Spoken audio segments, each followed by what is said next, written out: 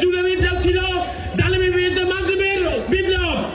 কিন্তু আমরা এখন দেখতে পাচ্ছি ইসলামী ছাত্র শিবিরের প্রথম ঢাকা বিশ্ববিদ্যালয়ের সম্মানিত সভাপতি মাসুম নেতা এটি মাদুর ইসলাম ভাই এখনই কারাগারে বন্দী অবস্থা রয়েছে।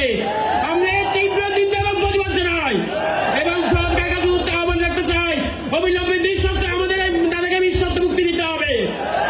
সম্মানিত উপস্থিতি, সংগ্রামী তৌহিদ জনতা, আমরা দেখেছি বিগত দিনে ট্যাগিং এর রাজনীতি, ক্যাম্পাসে সন্ত্রাসী রাজনীতি করে ছাত্রলীগ ক্যাম্পাসে একটি পরিবেশ তৈরি করেছিল।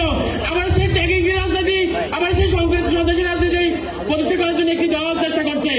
আমরা তাদের মধ্যে আহ্বান রাখতে চাই, 24শে বিপ্লবের পর ছাত্র জনতা ক্যাম্পাসে আর কোনো ট্যাগিং রাজনীতি দেখতে চায় না।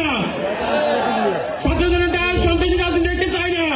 যারা সেই ধরনের রাজনীতি করবেন, ছাত্র জনতা তাদেরকে ক্যাম্পাস থেকে বিদায় করবে। সম্মানিত উপস্থিতি,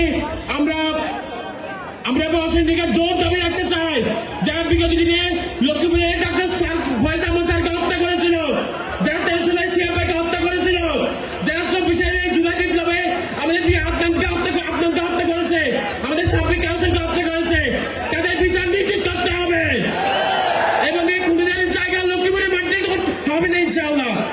আমরা আজকে প্রোগ্রাম থেকে আহ্বান রাখতে চাই, যারা এই খুনিদেরকে পুনর্বাসনের চেষ্টা করবে, সেই যে হোক তাদেরকে ছাত্রতা মুক্তি দেবে ইনশাআল্লাহ।